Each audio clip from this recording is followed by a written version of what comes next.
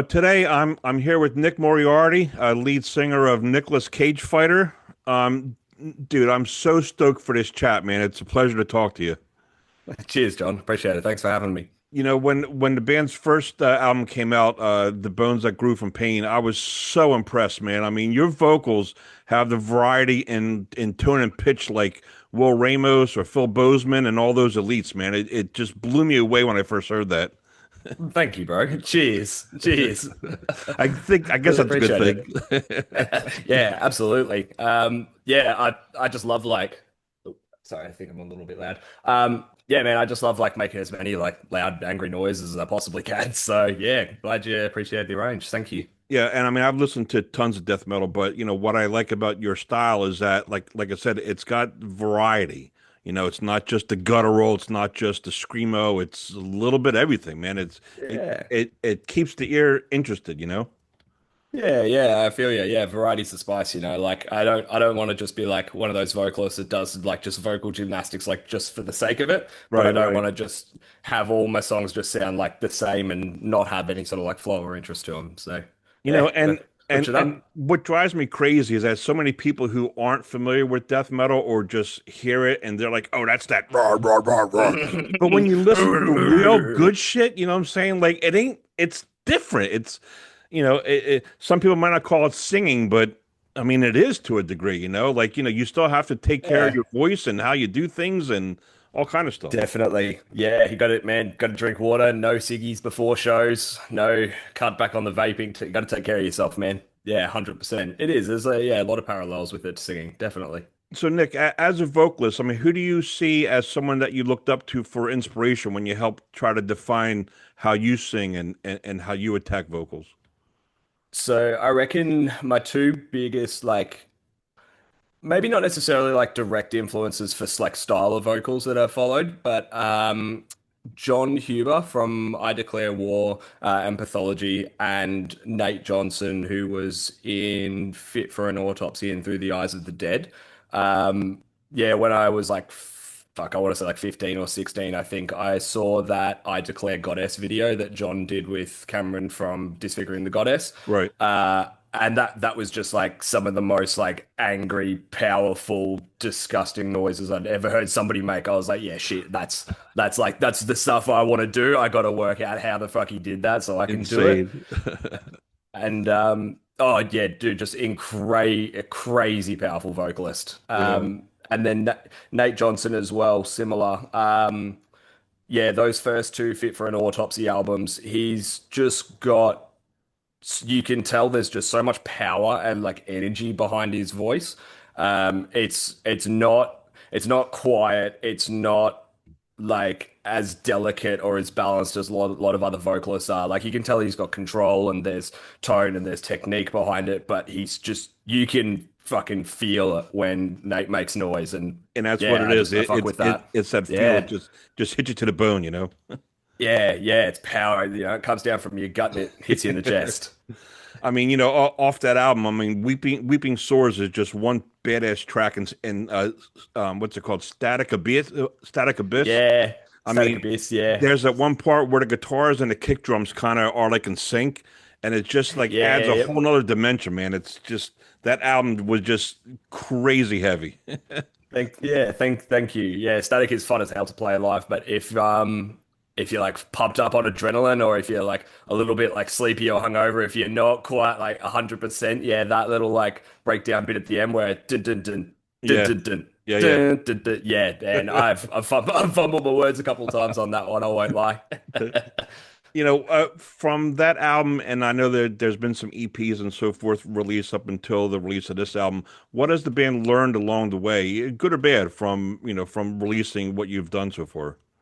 So probably if we're not happy with something, change it and make sure we are happy with it. Um, in like the writing and recording process for the first EP we did, Cast You Out, and then for The Bones That Grew from Pain, our first album, like we're happy with it. We're proud of those bodies of work that we've done. But there was definitely a couple of parts with a few songs where we were happy with it, but we weren't like it wasn't like this is it 100%, you know? Like I know that all like musicians and bands go through that process where there's always going to be a bit of uncertainty if the songs that you've written are exactly sort of like what you had in mind for it, or if it's Yeah. the direction and the outcome that you expected or hoped for it.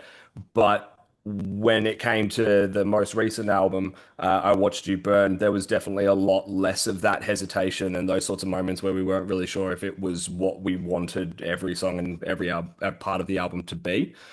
So I think just, yeah, being like comfortable with changing something if we need to, and setting like this standard for ourselves where we're not going to go with something just because it's good enough. You know, it's got to be what we want it to be. Yeah, we've definitely tried to apply that outside of, you know, like just the music itself. You know, when we're playing shows nowadays, you know, like we're all just young bogan dipshits from Ballarat. Like we all love getting on the beers and just being menaces and having fun. But at shows now, you know, we don't really drink that much, maybe one or two, you know, at most just to relax if we've got a couple hours to kill before we play. Sure. You know, cutting back on smoking, things like that, getting a bunch of sleep and taking care of ourselves, with artwork and the gigs that we're playing and just everything, you know, just trying to take everything seriously and not settle for good enough has probably been the Yeah. like biggest And thing I think we've learned. yeah, and you know, it's just crazy to me because as heavy as that first album is, the new album, which is I Watched You Burn, comes out September 12th, it just ratcheted up a couple more notches. It's so heavy. And you know, and I think when I listen to both, even like the production value and how maybe how it was mic'd and recorded, you can hear it. I mean, you could definitely hear it in the new record. Yeah, 100%. Yeah, we like one, we fucking love the album. We reckon all the songs on it are phenomenal, but definitely, yeah, the step up in production quality, I think definitely plays a big part to it for sure. Yeah, shout out to Christian Donaldson. He's done an amazing job on the mixing and mastering. We really spent a lot of time dialing in the recording with, like when we're actually putting the album together, we recorded it with a good friend of ours, Dylan Volk here in Ballarat for guitars and bass. Davo recorded drums down in Melbourne. I always forget, but I think it was Monolith Studios. I'm sorry if I got that wrong. Right. And then I went and recorded with Mike Trebetskov down in Melbourne as well. Just we wanted to make sure that we were, yeah, getting the best possible quality recordings that we could. And then, yeah, with the help and work with that Christian did, yeah, it sounds sick, doesn't it? We love it. It's so It's just fucking tough. heavy. And you know what? I mean, you know, and maybe I'm wrong in saying this, but I speak from my heart and I just, you know, try to be honest. But you know, Nicolas Cage Fighter might not be the band that everyone thinks of, you know, right off the top of their head, you know. But I'm telling you guys, when you listen to this album, it is up there. I mean, there's not a bad song on this fucking album. The album is heavy as balls. You know, I'm trying to write adjectives when I'm talking about these songs, and all I keep thinking about is brutal. Like it just, you know, I mean, I'm just telling you, it's fucking awesome, man. I already pre-ordered the one vinyl variant, man, so I can't wait to get that. But it's amazing. I mean, the title track, everything about that song, like I said, is brutal. I mean, your vocals, the gutturals are just so demonic, and I mean, the band, the instrumentation, these guys know what they're doing, you know? Fuck yeah, thank you. Yeah, thank you, man. We're stupidly proud of it. We wanted to, yeah, take the same sort of like writing approach with this sort of blending of like death metal and hardcore that we'd done with previous works, and we just wanted to, yeah, make it as dumb fucking heavy as we possibly could. Try and make some songs catchy, and yeah, really appreciate that you say there's no bad songs on there because we've felt like we've had some filler songs or like Okay, some filler sure. material at Yeah. least in the past. But with this, yeah, nah, no filler, no filler tracks at all. Anyone who puts on Godforsaken Silence and doesn't want to, you know, rip the head off a bird, I mean, come on, like, you know, it's just one of them tracks, you know?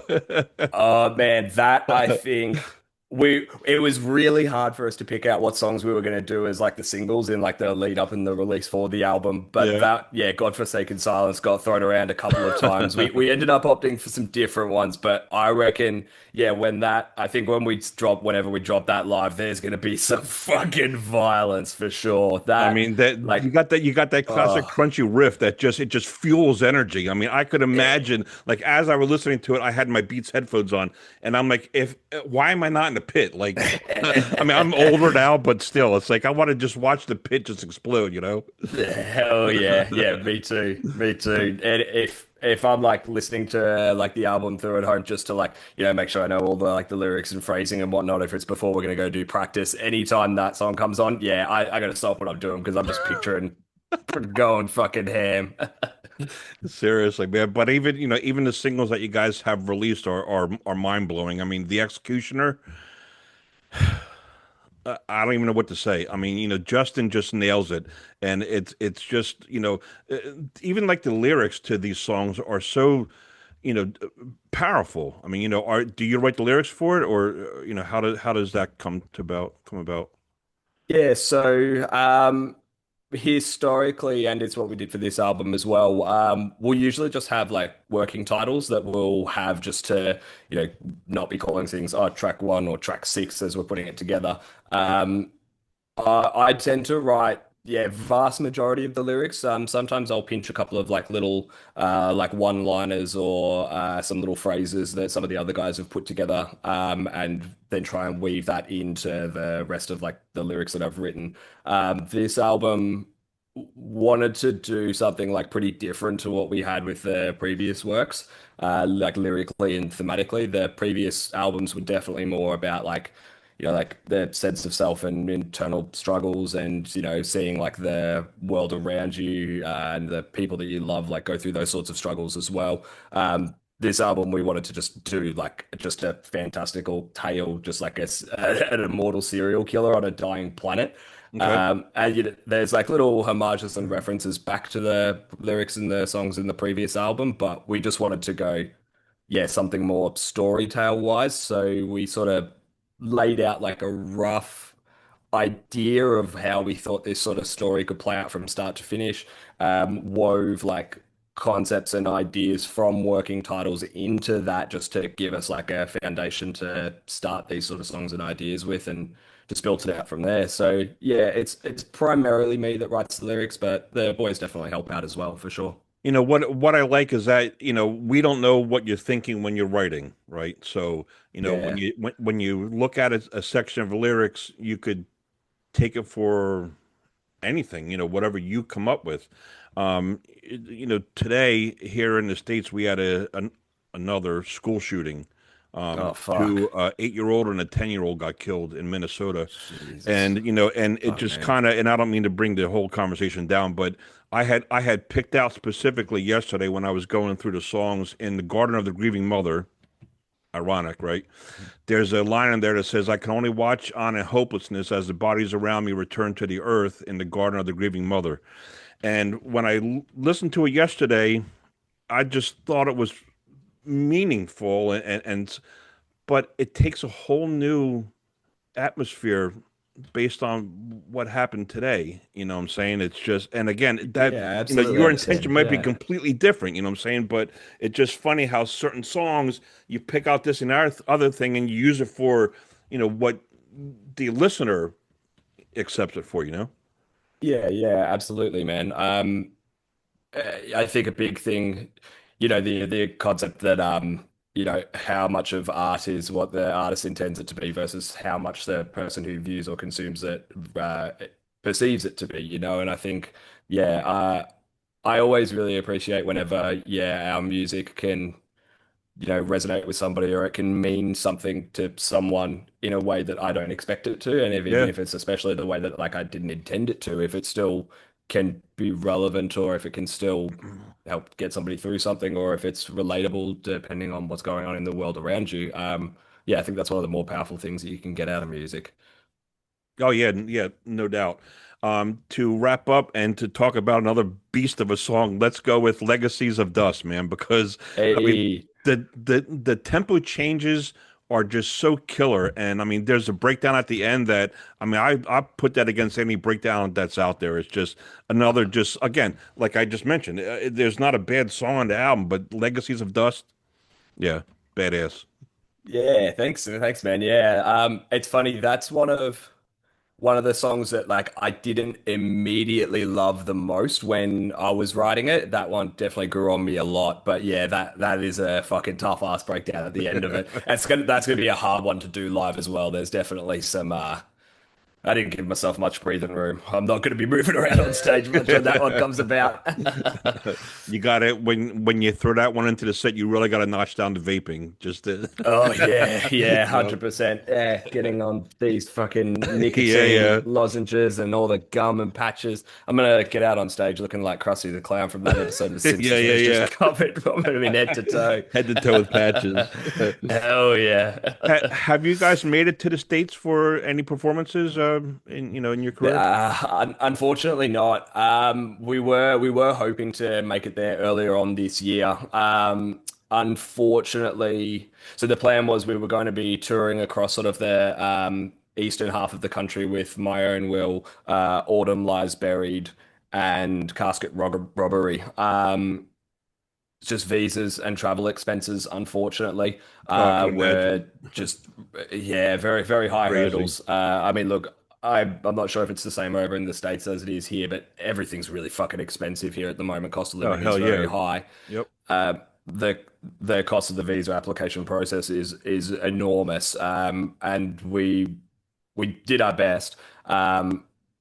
I think it was just a matter of not quite having enough to meet the requirements or the expectations, or maybe we didn't quite fully understand exactly what the expectations and the requirements of that entertainer working visa is. Right.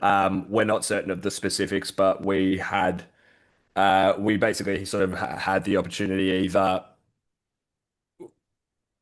pull out and withdraw our application and prevent ourselves from being rejected and leave that door open for us in the future when we know that it's much more of a certainty and a guaranteed thing that Oh, I we got you. Yeah, wouldn't because if have you have a any rejection, that potential. might look weird or whatever. Yeah, yeah, yeah. I get Yeah, it. Yeah, yeah, exactly right. yeah. We don't, when it comes to international travel and customs, we've always just said, be responsible, take things seriously. This is like, we treat this like it's work or like it's our own business that we run. It sucks that we weren't able to make it happen, and we'd really love to go again in the future, but we decided that, yeah, better to not shoot ourselves in the foot and prevent ourselves from being able to go in the future. So, yeah, hopefully at some point in the next couple of years we'll make it back over. We'd fucking love to. International touring Oh, is definitely hell sort of yeah. up next for us, definitely. With the album coming out in a couple of weeks, what do you have? Do you have touring already planned? I didn't happen to check the website or anything, but you have tours planned up? Putting it together, yeah. Oh, cool. We Okay. haven't got like all the specifics locked in at this point, but yeah, the plan is doing a release tour across Australia for the new album. Um, we just actually announced that we're going to be playing this festival over in Perth on Western Australia called Froth and Fury. It'll be our second time playing that, which we're really looking forward to. So that'll be a good sort of opportunity to showcase a lot of the new album and the new tracks in like a big festival environment. We'd like to go over to New Zealand at some point soon. We've been chatting to a couple of the other guys and bands over there. We recently toured with No Life Complex when they came to Australia to support No Face No Case as well. Hmm. Um, Looking to go back to Asia at some point again. We've talked about hitting Europe. We'd really love to make Europe happen, ideally next year, mid to late next year. But Hmm. yeah, it's just all in the works. A lot of planning, not too much locked in at this point. But yeah, we'll definitely be touring and playing a shitload of shows once this is out for sure. All those European festivals that happen, towards the beginning quarter of the next year, Hell, Yeah, that's what we're Hellfest hoping and for. That's what Wacken we're and praying everything, for. Yeah, that'd be Hell cool, man. yeah. Hell yeah. That's what we're praying for. Well, the new album, I Watched You Burn, comes out September 12th.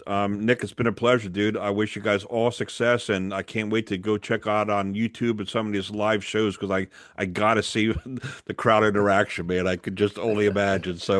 I'm gonna be looking out for sure. Thank you, man. Yeah, really appreciate it, John. Thank you. Yeah, it's been a pleasure. Right on, Can't dude. wait. You take care of yourself, Nick. Thank you so much. Likewise, mate. You too. Catch All you right, later. bud. Thank you.